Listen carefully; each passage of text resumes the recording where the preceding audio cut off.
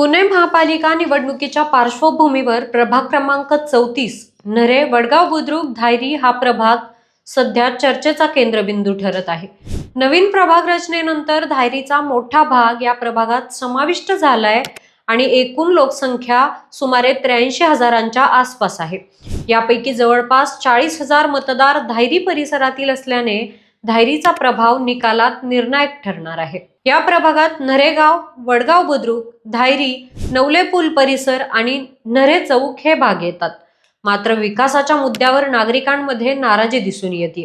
सांडपाणी नाल्यातून वाहने, वडगाव नरे मार्गावरील वाहतूक कोंडी, अतिक्रमणांचा प्रश्न, नरेगावातील अपुरा पाणी पुरवठा आणि नवले पूल परिसरातील सततची कोंडी हे इथले मुख्य प्रश्न आहेत। याच पार्श्वभूमीवर भाजपकडून माजी नगरसेवक राजाभाऊ लायगुडे यांचं नाव चर्चेत आहे।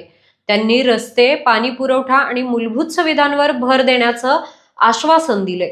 मात्र स्थानिक प्रश्नांवर मतदार किती समाधानी आहेत हे निकालातून स्पष्ट होईल।